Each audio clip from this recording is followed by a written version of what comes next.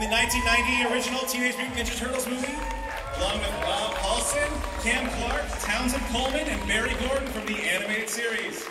Yeah!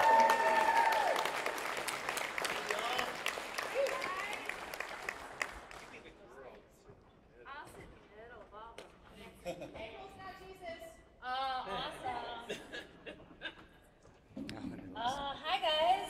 Hi. It's freezing in here. It's really cold. No one ever says it's cold in Texas, and this is cold. Cam and I are gonna cozy up and share mine. You know, the $5 seats are now going for $1.50, so if you want to Come on really can move closer, just join up. Hi! So, figure y'all are a chatty group. You want to just open the floor up to questions right away, or you got something you want to talk about? Yeah. All right, everybody, come on up to the mics.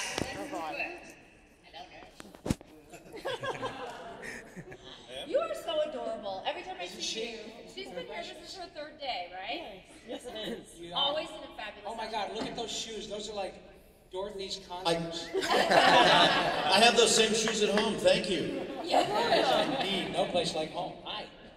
I can't see your face. I know that. The lights of God is shining. Oh, yes. Thank you. Well, originally my question was for Kevin Eastman, but he's not here. So. Oh, we'll answer. We'll pretend Yeah. Well, I did want to know how he decided to choose the personalities for each of the turtles. Like, what turtle got what personality? That was my question yesterday. We were just cast in I mean, the personalities really were in the writing. That as soon as we saw it, you know, we knew that Raphael was kind of this, you know, the smart ass. I can say that? Okay.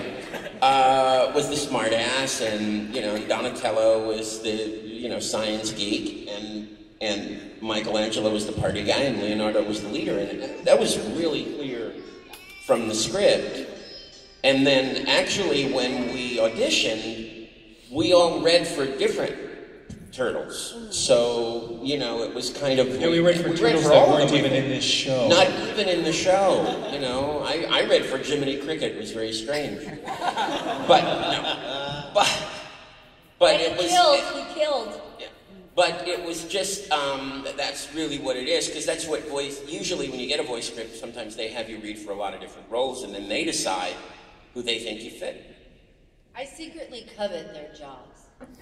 I think it's the most fun. You get to go into a booth and flail your arms. You don't have to wear hair and makeup. You don't have to do any of that. You just are in there doing your thing. And we don't have to memorize. And you... That's the best part. All I do is memorize. But she does it with incredible grace and style. Aw. Thank you.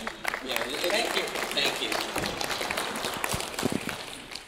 Hello. Thank y'all for coming. I hope the city's been good to y'all.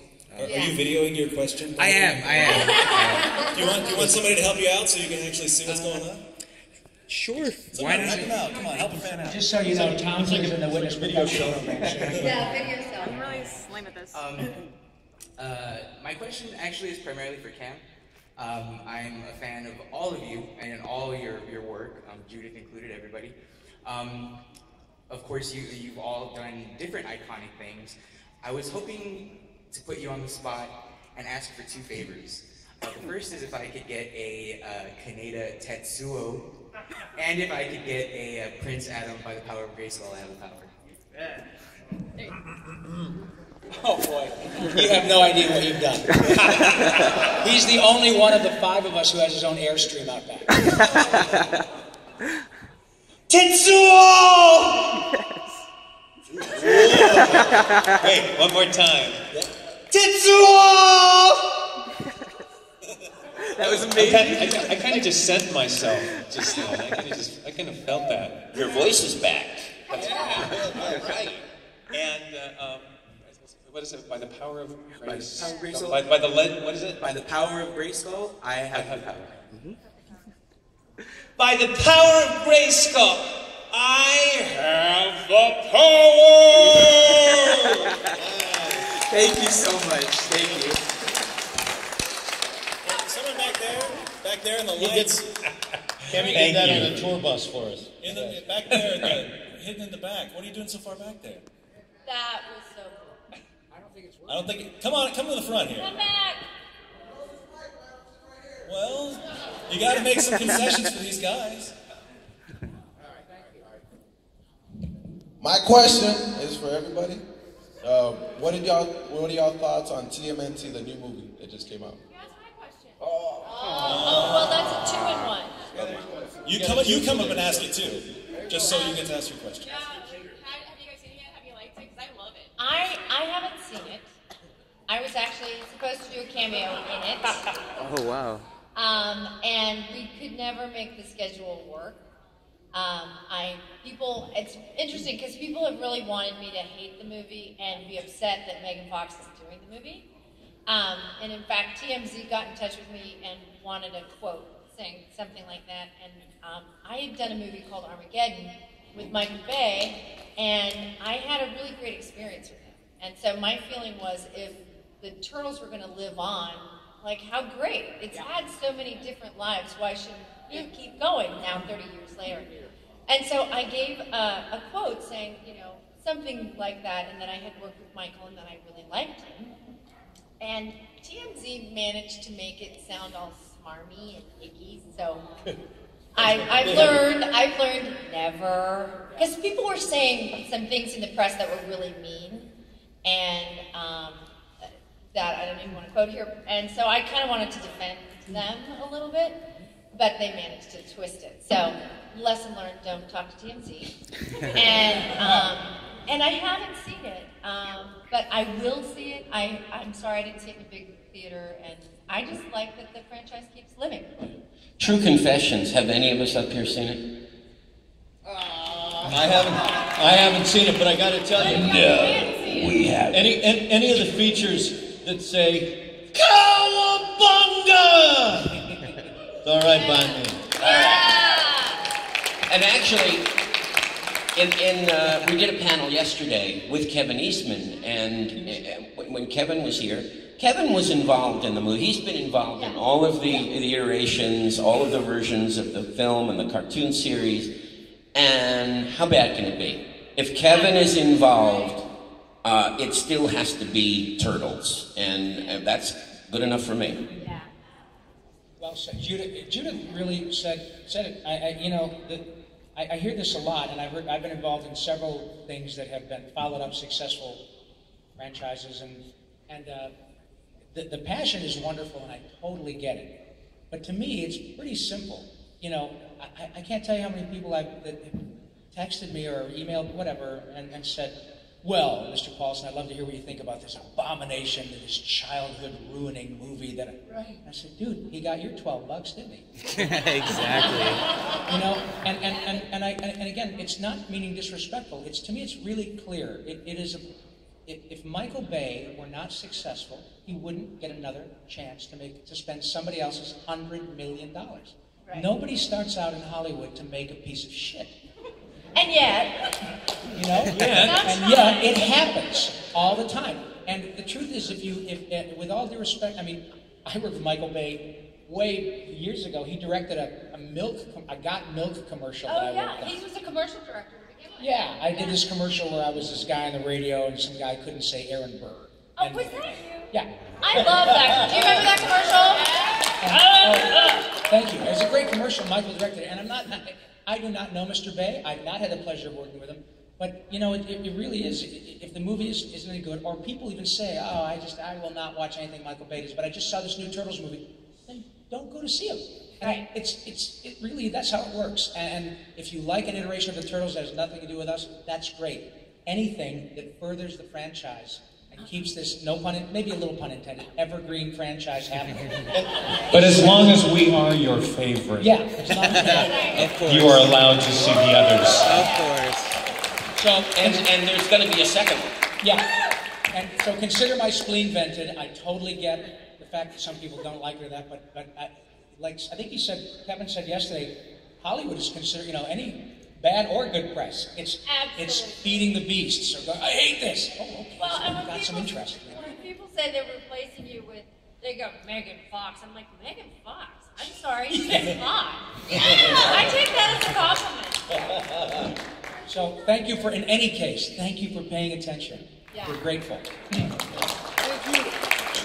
By the way, just briefly on another subject before we take the next question, there is another April who has to be recognized. Yes. She's not here right now, but it's Renee Jacobs, who is the voice of the original cartoon series. So yay for April. Great, yay for all Aprils. Yeah, can we just say... Wait, there's one more April, and that's Paige Turco. Paige Turner. Who I finally got to meet last year. Right. We were at a screening for a film that a friend of ours was in, and we saw each other from across the room. And we were so excited, and we kind of did one of these, and ended up drinking martinis together for hours, and it was so much fun. There should be an April con. Yeah. Now you're talking. That'd be good. April con. Nice. Then we'd have all these cosplay girls. Right. Yeah. Hey, I'd go. Are you kidding me? Yeah, absolutely. A couple of drunk Aprils, I'm there. And we would be. Yeah. Do you have another? Hi, Rachel. I'm sure. Hi. Can I? You want to move it? Go ahead. Can I? Yeah. Are you in the right I'm joint? sorry, I'm small. I'm so short. I'm sorry. I just want to say, once again, thank you guys so much for being here. I almost didn't come here, but when I saw you guys were here, I'm like, screw it, fuck work, I'm coming. I've been watching you guys. Don't do that very often. I don't get to do that very often, exactly. But yeah, I've been watching you guys since I was 6 months old. I know this, and I guarantee you, when I have little mutants of my own, their first word comes shell or high water, pun totally intended. Nice. Their first word is totally going to be cowabunga. But that being said, some of my favorite episodes were when you guys got mutated into little 5-year-old turtles. Oh, yeah. So, you're going to hit me for this. Could you guys, in your 5-year-old turtle voice, say, Tiny Turtle Power! Tiny Turtle Power? Yeah. Is that right? Okay. Ready? Okay. Thank you, Brian. Okay, ready? Okay. 1, 2, 3. Tiny Turtle Power! Oh, Rachel. That's what you heard when you were 6 months old. You know what, honey? You got to cheer up and come out of your shell. Yeah. just try to push it a little. Thank you very much. Thank you, honey. Thank you. Bye. All right, you, sir? Hey, man. Hey, probably seen you guys like 15 times already through the weekend. My question is for the voice actors. We know that the Turtles was one of your big breakout achievements. Could you give us a little bit of what that was as far as a stepping stone to other big roles? So like other roles that you did that your turtle roles kind of led to. You want to start, Tony? Yeah, well, I don't know that Turtles necessarily led specifically to another role for me. I, went on to do other roles. The Tick is one that seemed to be fairly popular. But all of us have, done lots of characters in lots of different parts. I don't know, Kimmy, did something come for you out of Leonardo? I wouldn't know. I mean, I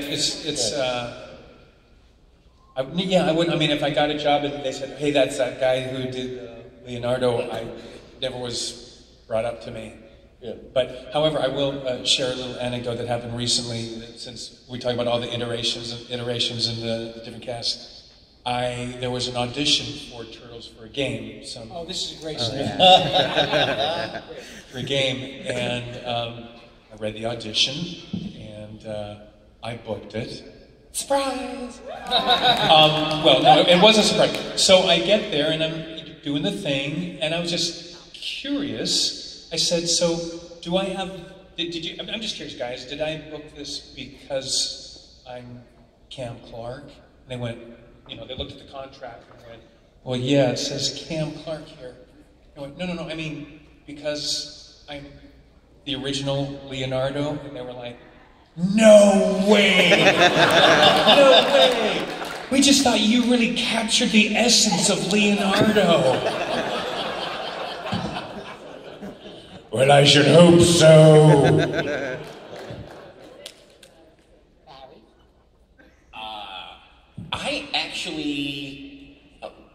I actually stopped working because of Turtles. Can I just say, he won't tell you this, but Barry Gordon was for 7 years the president of the Screen Actors Guild as well. And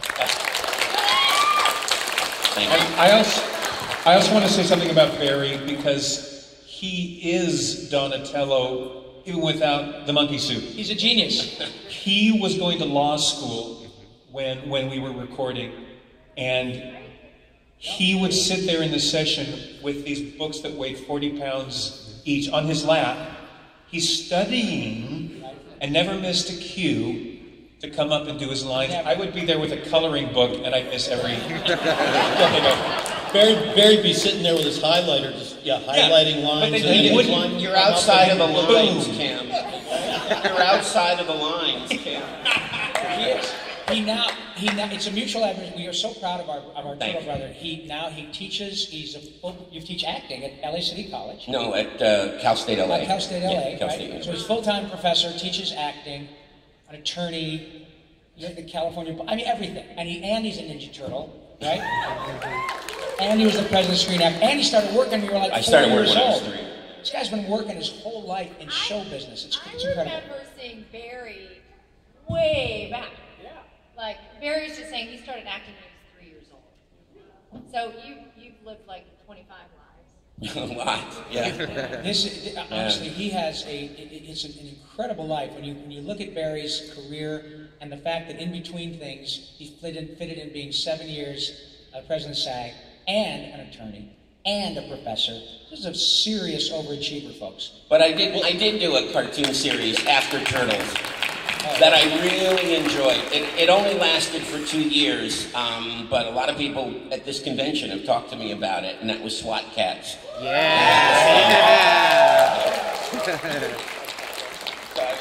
And I was Razor. Yeah. And do any of you kids, God bless you, big and small kids, drink Nestle's Quick? Yep. Oh, wow. He was the Quick Bunny for how many years? Right? 35 years. 35 years? Are you kidding me? Well, you can't drink it slow if it's quick. Yes. That's our Barry. I do think, honestly, that I think once, certainly, I noticed a marked level in the volume of auditions I was getting after Turtles became a hit. I think that there certainly is something to be said in Hollywood for if you're associated with anything that can be construed as a hit. We're not celebrity talent per se. I mean, you guys make us feel as such, and it's very, very sweet. But we're very cognizant of the fact that it's the characters, in our case, who are the stars, and we are certainly an integral part of that, but we don't draw them and we don't write them. We're very clearly understand that we're a part of the whole. However, I have to say that when Turtles became a hit, there was definitely a marked increase in the number of auditions I got, because this guy must be good because he's on Ninja Turtles, so let's bring him in. I don't know that it directly led to specific jobs, but it was definitely my volume of auditions increased, and therefore I got more. He got more work because he's the best voice actor in the business. That's why he got more work. This man is so incredible at what he does, and we all do different things, but when it comes to voice, there's nobody better. There's absolutely nobody better than Rob. I have to say that as an on-camera actor, and I know you guys also do on-camera, but the voiceover, do you know? No? One very good. You have. Yeah. But the world of voice acting is a really exclusive world, and breaking into that world is really, really difficult. And those of us who aren't part of it, we just sort of look at it through that curtain and go, that looks like it's really, really fun. And then when you're in it, I imagine, you guys can speak to this, how challenging it is there. Well, there's not a lot of work, and there's a lot of really talented people. Well, I think there's truth to that. I mean, there is more work than there used to be, simply because animation is so ubiquitous. It's everywhere. However, the hardest part about the gig is getting the work.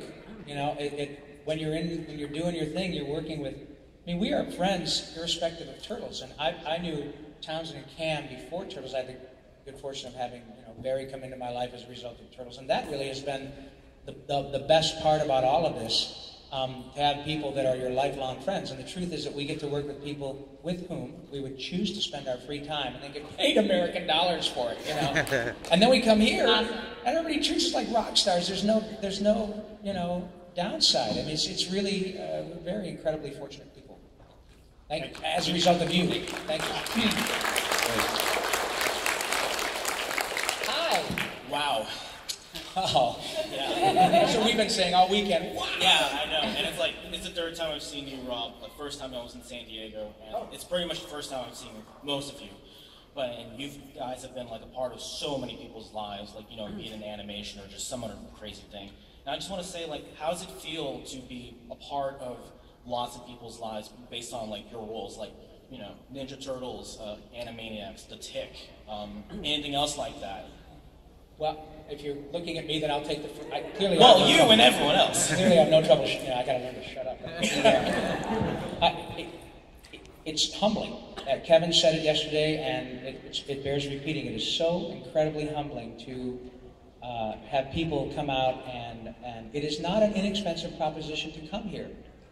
And especially if you bring your kids, man, you can drop one large in a weekend fast here. So we get that. This isn't, you know, but what I find happens virtually every time, and it's happened this weekend already, is that we will meet somebody to whom a character that one of us has done, or that Judith has been performed, that the character will have such a deep connection that often gets them through a difficult time. It has nothing to do with money, nothing to do with ratings, nothing to do with action figures. It is a specific issue, which they said, were it not for fill in the blank, my mother would not have laughed the last 2 years of her life, or something like that. And so to come and do this is a huge gift to us, because we don't know that. And the truth is, I got a Jones for it, man. I could do this every week. It's fantastic. You can't quantify it. It's a huge gift to us.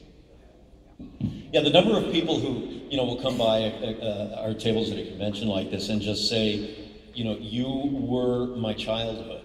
You were the voice of my childhood. You got me through these tough spots, or you know, just you taught me how to laugh, or taught me how to, you know, get through something really hard. And you have somebody who starts to tear up in front of you, and you go, oh my gosh, I just, when we were doing these shows, had no idea, you know, the potential impact that we might have on somebody's lives. But when you see them in person, see you guys just standing here and asking these questions, it's, Rob said it, it's really humbling. It's just an awesome, awesome thing to have this connection with you guys. I think one thing that I find especially interesting within this topic, because even each time that y'all come up and say something like that, it's hard for me to believe it. Because, and this is one reason. When we were kids, cartoons were they were cartoons. And we knew Mel Blanc, and that was about it. I mean, I watched Saturday Morning every day, voraciously gobbled up all my cartoon shows that I love to watch. But they were just cartoon shows. And then the show was up, you know, the show was over, and I went out and played. But your generation, that we started with you in the 80s, y'all are a whole different connection to the world of animation that was not part of our growing up. So I think for me, that's why this is so like, I am agog, because it didn't exist before. So, and I just also want to say, what you have afforded us is because you asked for us to come to these shows and stuff, it means that we get to be together. That's right. Because we wouldn't be together unless we're in a session together without doing this stuff. So thank you for wanting us for a very selfish reason. Well, thank you all for coming out. The first time that I was ever aware that Turtles had this kind of impact, not just a show that people were enjoying, was when I was contacted by a fan, a man named Ryan Jean. And Ryan was in a wheelchair, and he had cerebral palsy. And he contacted us and let us know, and for the first time, I think, I had heard the words of how important the Turtles were to his life. And I never thought of the show in that term before. Since then, I've met dozens of people who have felt that way, and it's very humbling. I mean, it really is. And there apparently was just something about turtles, and I don't know if I'll ever quite know what it is, whether it was the morality of it, whether it was the mixture of humor and morality, whether it was the mixture of humor, morality, and ninjas, I don't know. But there was something about it that struck a chord, and maybe was the first kind of show that did that. On that scale, because yeah, I watched Rocky and Bullwinkle, but I never said it changed my life. Right. Other than kind of wanting to be a voice performer, listening to all Josie that and the Pussycats kind of changed my life. Right? Who's with me on that? Not surprised at all. I want to say that it really has been a profoundly humbling experience because, we have these really crazy jobs. And anyone who decides to become a performer or an artist, I mean, you understand everybody says you're crazy, everybody sort of goes, good luck with all that. And there's a lot of rejection, there's a lot of times where you don't work, there's a lot of things that you want that you don't get, that you think is going to just change your whole life, and then it goes away in a puff of smoke. And you do these jobs and you bring your best to it, and then you are done and you walk away, and you have no idea if it's ever going to leave a dent anywhere, except that in your heart you really hope that it does. And then when you have something that 25 years later, 30 years later, it's moved cultures, an entire culture, generation after generation, all over the world, my heart just, it just beats in a deeper, more resonant way, and I'm so incredibly grateful to you guys and to these guys. And I would submit that one of the things that you probably get a lot, which must be phenomenally wonderful for you, is the way that you've empowered young women. That, because I'm sure that there are a lot of girls who go, I want to be a tough chick like April O'Neil. I want to be able to express myself, right? I love my girls. Yeah. I love my girls. That's a big deal. I love my boys. You know that. Right. That's cool. I love my girls. Thank you, guys. Thank you. Thank you, my friend. Thank you. Hello. Hi. I'm super nervous right now, but I just want to say thank you for what you guys have done. I remember watching the Ninja Turtles movie with the rubber masks and everything on the VHS tape when I was younger. Step a little closer, please. Hello. Okay. I was going to say I remember watching the VHS Ninja Turtles with masks and everything, and thinking it was really awesome and cool, turtles and ninjas and pizza. I mean, who doesn't want that as a kid? And a couple things is that, one, my sister loves the new Ninja Turtles, and she makes me watch it with her. And Donatello is one of my favorites of the new Ninja Turtles. Clearly a woman of impeccable taste with respect to turtles. And I agree. And I just wanted to have a quick question, is that, how do you feel of the transition of Cowabunga to Booyakasha? And if I could get a Booyakasha. Say that again? Booyakasha. A couple of the turtles in the new Nickelodeon say Booyakasha instead of Cowabunga. And I remember we did the first couple of episodes, and the turtles had their, the new catchphrase to yell, and we started yelling Booyakasha, which I don't really know what that means. I think it's probably Esperanto for, holy shit, I'm getting paid.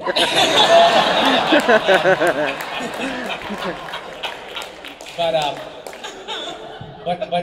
to people, I think we have said Cowabunga once or twice on the new show. I don't really know what, I said it wanted a new catchphrase. But Townie says Cowabunga all the time, and the people go nuts. Did you want us to do it? Yes, please. You ready? All right, dudes. Okay. Not only are you totally bodacious, and thank you for showing up, but you are Cowabunga dudes! Isn't this awesome, you guys? Here we are, together again. Whoa! He speaks like that with his therapist. And you're doing so well, Townsend. Yeah, and now I'm ready to move. Well, I got to tell you what a blast this is for me, because I don't really do so much animation anymore, because my career, you know, there's so many niches in the voiceover industry, and years ago I kind of lapsed into this network promo thing when I started a little campaign for NBC back in 1993 called Must See TV. And I ended up doing all the Must See TV comedy promos and the promos for Jay Leno, the Tonight Show promos, for 16 years at NBC. And at the same time was doing a lot of animation. The last really animated series that I did was, I did Sentinel Prime in Transformers Animated. Thank you. But while these guys have continued with their video games and animation careers and whatnot, mine has sort of taken a turn into network promos. So now I do promos for ABC and ABC Family and The Hub, and the daily promos for Live with Kelly and Michael. So I don't get a chance to be with these guys anymore, because all my work I do out of my closet at home by myself. So this is such a blast. In his underpants. And sometimes not even that much. Thank you. Yeah. Why, thank you. Now then, hi. Hello. I suppose we should step up to the microphone. First, thank you for coming out here away from all your friends and family back at home. I know that traveling is going to probably put a strain on everyone, so I understand how that is. We're glad to get away from them. Are you kidding? And obviously, personal thanks, because like you were talking about, you were a large part of my childhood growing up, watching the Teenage Mutant Ninja Turtles, watching Animaniacs. I've gotten so much joy out of your work, so I wanted to say thank you very much for all the work that you've done. Well, thank you. So now comes the question part. First, I'd like to pose to all of you, what was the most challenging, not aspect, but like line of script? What made you go over it and say, gosh darn it, why can't I do this line? Was there anything in particular? Why can't I do this line? Was there anything that was a tongue twister, or something that was you were in the booth and you're going over and over again, and you just, for the life of you, it just would not click or couldn't get it? What was the most difficult? I'll tell you, for me, unfortunately, it's not animated, but in my promo career, anytime I have to say Emmy nominated, and I have to say it fast, it never comes out right. I was Emmy nominated. You got something?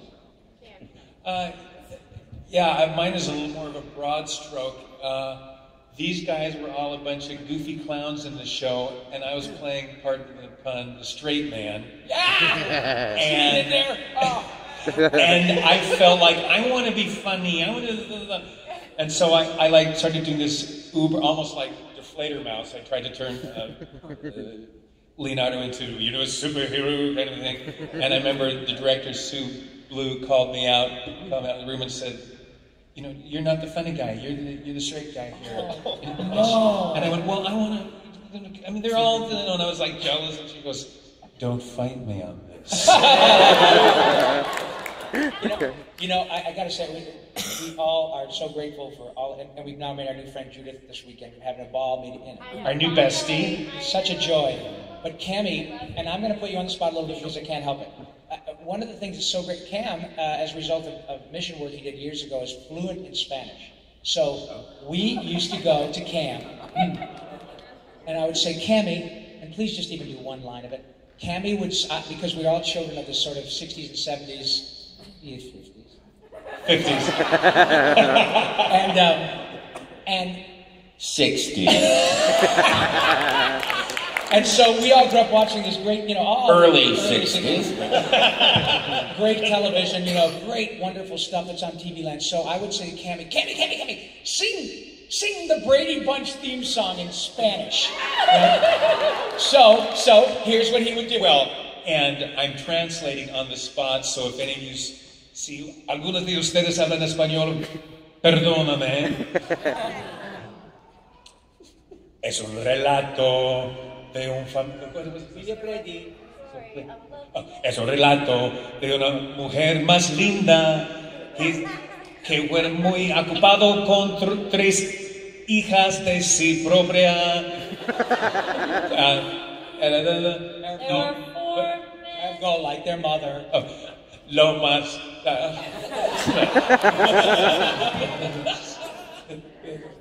The youngest one in pearls. Lo más chico en rulitos. Es el relato de un hombre que se llama Brady, que fue muy ocupado con 4 hombres de su propio. Eran 4 viviendo solos. Es la manera que llegaron a ser el Brady Bunch.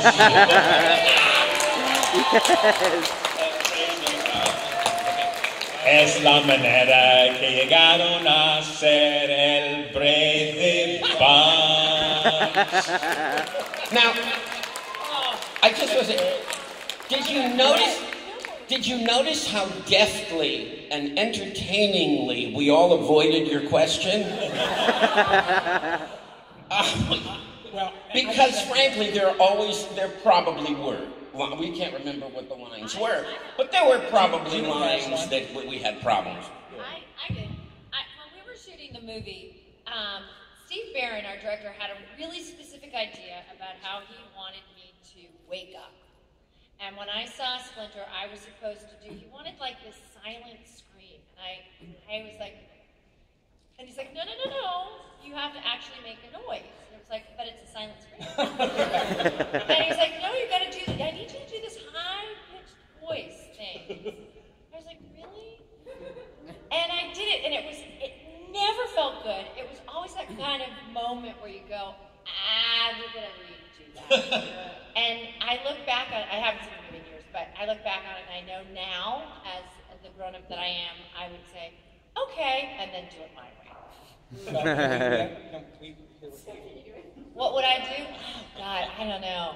What would I do? I'd probably go, I'd do a silent scream. I do something better than that. I have one. I did have actually. We did an episode of Pinky and the Brain in which we were supposed to be.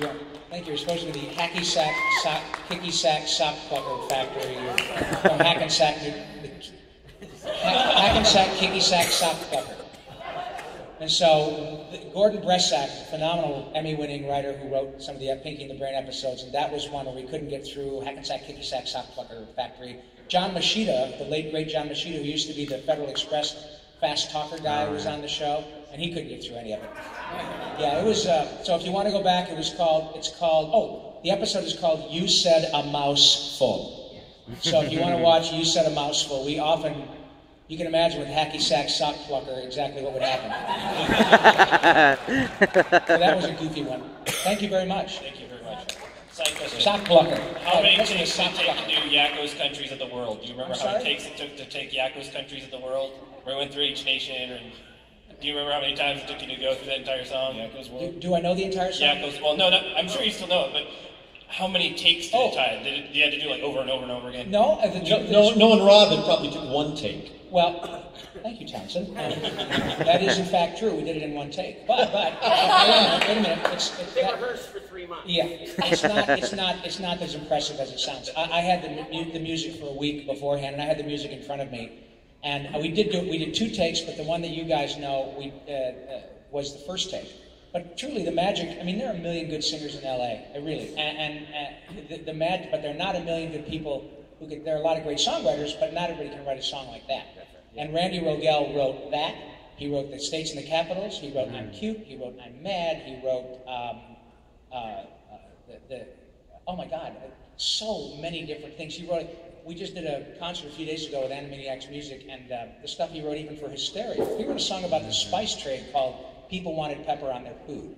You know, and he wrote. I mean, it's astonishing what this guy can do. So yeah, we did it in 1 take, but the magic is the song, because Randy blocks the song out into 4 separate segments in which Yakko is standing in front of the map, because he didn't want to have him jump from Russia to Florida.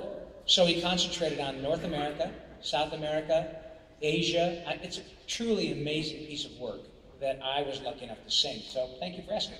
Thank you very much. Thank you. Hi. Hi. I gotta say, growing up, from my brother and sister, it was, for us it was Ninja Turtles, the original cartoon series, yeah, baby, and the movie. Cool. And that was, I think, my mom's way of getting us to, because we were always bickering, fighting. I mean, pretty much we even at one point called ourselves Yakko, Wacko, and Not. Yeah. And I was Raphael, my sister was Donatello, and my brother was Michelangelo. Nice. So that was how my mom was able to get us to, okay, you guys need to stop, behave. Ninja Turtles. Okay, cool. So I was like, all right, that's okay, we'll behave for that. And now that we all have kids of our own, those are the very first versions that we show them. Yay. We show them the original cartoons. They have that on Netflix. We have the trilogy of the movies, and I just want to know, how is it for you to see the original versions of the cartoon series and the movies transcend that initial generation? How is it for you to see these new kids remembering y'all's version? It's amazing. It really is. And of course, Rob has a whole other layer to that because he's involved with the new cartoon series. So you know, we've been hearing stories at you know, this convention and other conventions how, you know, parents who grew up on the Ninja Turtles original, you know, now have shown them to their kids. Then the kids go on and they watch not only the live action movies, but they watch the new cartoon series. And Rob has even talked about, and may want to talk about more, the fact that the people that are creating the new cartoon series, the new Nickelodeon cartoon series, were the very people that you're talking about. Right. They're the people that grew up with it and now have kids. And so they're very, very true to the spirit of it, and that's fantastic. That's exactly right. The people who are making the show are you guys, and that's what's really cool is you have folks running the show who completely geek out over the Turtles. They are just like us. They're turtle fanatics. They're totally proud, flag-waving geeks, man, and they are so cognizant and sensitive to how the mythology and the ethos and this fan base, because they are you. You know, the average age of the folks creating the show is probably late 30s, early 40s, and they are freaks about turtles, and it's overwhelming. It works out very well for us because all the kids who watch Ninja Turtles, they've now grown up. Yep. Now they're in the industry. Yep. And now they're giving us more jobs. Jobs. They are. I've gotten so many jobs because I walk through the door and they go, oh my gosh. But I have a movie right now that's hitting, it's a short and it's hitting all the film festivals. And I'm actually, right now, it's in South Dakota, at the South Dakota Film Festival where I was supposed to be this weekend, and I'm here instead. But I was contacted by this guy who grew up in Madagascar, and his parents were missionaries, and it was one of 3 movies that they had. Wow. And they finally got a TV and a VCR, and they played these 3 movies, and one of them was Teenage Mutant Ninja Turtles. And when he came to this country and then decided he wanted to be a filmmaker and wrote a script and then said, would you do this? And he wrote me this beautiful, basically a love letter story, and I said, okay. Twist my arm. And it was such fun. It's such fun to watch, you know, the young filmmakers coming up and seeing their creativity. And I have to say, it is truly wonderful when a 6-year-old kid stands in front of you 25 years later, and it's just so excited to see that it's us, you know, and it's an honor. It really is an honor. It is. All right. We've got time for one more question.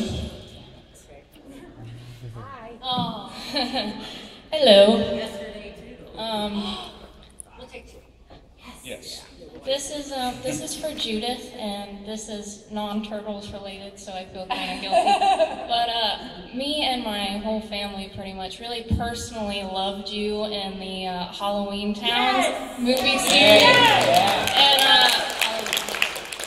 And I was wondering just how much recognition do you usually get from that movie series from like fans and just in the industry in general? A ton. Really? And when young people come up to me, I can sort of suss out the age. It's either, you're a Ninja Turtle. You're Halloween. I've been really fortunate. That was another one of those movies that it was one movie and then it was a second movie. And I was shocked, and I thought, oh great, it's a sequel. And then there was a third movie, and it was like, oh, it's a trilogy. And then they came back with a fourth, and it was like, really? Thank you. But it's been really lovely to have, children are very dedicated to their fantasy life in their childhood, and it follows them as they get older. And to have had Ninja Turtles that there were so many people that loved it, and then to have Halloween Town where there's so many people that love it, has been just a joy. So yeah, I get it all the time. All the time. Thank you. And I'll be watching you come this next month, of course. All right, I know, it runs in the loop. Hi. You made it. I made it. My time has come. So I also, like most everyone else, I grew up watching Ninja Turtles. I first originally got into the comics, actually. And I met Judith yesterday and told her, she'll forever be my big sis. So my question is, I feel like there aren't a lot of really major female characters in the series. We talked yesterday, there's April and there's Karai. I don't really want to talk about Karai, I have feelings there. But I was just wondering, from either the comics, the original show, the new shows, movies, whatever, if you could each tell us a little bit about who your favorite female character in the series is. And please don't say Mona Lisa either. In the Ninja Turtles, favorite female character? Yes. Oh, April. Well, I love her. Why did I even ask? Although I kind of dig Irma. Yeah. Yeah. That was Pat Music, right? No, Jen Darling. Jen Darling. Jennifer Darling, that's right. Pat Music was Mona Lisa in our show, I think. Yeah. Jennifer Darling. Yes. All right. Thank you. Anyone else? That's it? Just Irma and April? I think kind of April. I'm sitting up here. They know they can't say anybody. I mean, honestly, is there anybody else? Donatello has the hots for April in the new show, man. I sort of get the check. Yeah. No, it's sick. Come the lawyer. That's a felony in our.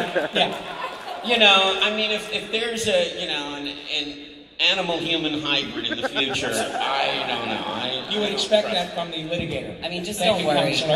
Don't worry about it. April's Jonesing too. It's all right. Thank you. I'm glad you got your question answered. Yeah. All right. I think if we're all nice enough and we ask Mr. Rob Paulsen very politely, he will perform Jacko's World from Anime Next. If that's what you want. You want to hear this? Yes. Thank you, my turtle brothers and sister, for allowing me to do this. This is ostensibly a Turtles panel, but thank you very much. No, we were fans. Oh, thank you, honey. Oh my God, my heart's pitter-pattering.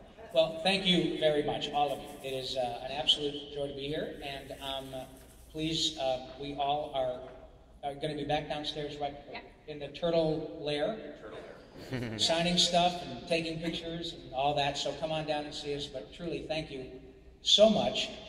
This is called a segue. Wherever you hail from, from whence you hail. From whence you came, whether it be the United States, Canada, Mexico, Panama, Haiti, Jamaica, Peru, the Republic, Dominican, Cuba, Caribbean, Greenland, El Salvador, too, Puerto Rico, Colombia, Venezuela, Honduras, Guyana, and still Guatemala, Bolivia, then Argentina, and Ecuador, Chile, Brazil, Costa Rica, Belize, Nicaragua, Bermuda, Bahamas, Tobago, San Juan, Paraguay, Uruguay, Suriname, and French Guiana, Barbados, and Guam, Norway, and Sweden, and Iceland, and Finland, and Germany now, and peace, Switzerland, Austria, Czechoslovakia, Italy, Turkey, and Greece, Poland, Romania, Scotland, Albania, Ireland, Russia, Oman, Bulgaria, Saudi Arabia, Hungary, Cyprus, Iraq, and Iran. There's Syria, Lebanon, Israel, Jordan, both Yemen, Kuwait, and Bahrain. The Netherlands, Luxembourg, Belgium, and Portugal, France, and Denmark, and Spain. India, Pakistan, Burma, Afghanistan, Thailand, Nepal, and Bhutan. Cambodia, Malaysia, then Bangladesh, Asia, and China, Korea, Japan. Mongolia, Laos, and Tibet, Indonesia, the Philippine Islands, Taiwan. Sri Lanka, New Guinea, Sumatra, New Zealand, and Borneo, and Vietnam. Tunisia, Morocco, Uganda, Angola, Zimbabwe, Djibouti, Botswana. Mozambique, Zambia, Swaziland, Gambia, Guinea, Algeria, Ghana. Burundi, Lesotho, and Malawi, Togo, the Spanish Sahara is gone. Niger, Nigeria, Chad, Liberia, Egypt, and Gabon. Tanzania, Somalia, Kenya, and Mali, Sierra Leone, and Algeria. Dahomey, Namibia, Senegal, Libya, Cameroon, Zaire, Ethiopia, Guinea-Bissau, Madagascar, Rwanda, Mayo, and Cayman. Hong Kong, Abu Dhabi, Qatar, Yugoslavia. Korea, Mauritania, then Pennsylvania, Monaco, Liechtenstein, Malta, Palestine, Fiji, Australia, Sudan. Thanks a lot, you guys. Thank you. Paulsen, Barry Gordon, Judith Hoag, Townsend Clarke, Townsend Gordon, Townsend Coleman, and Cam Clarke. Thank you.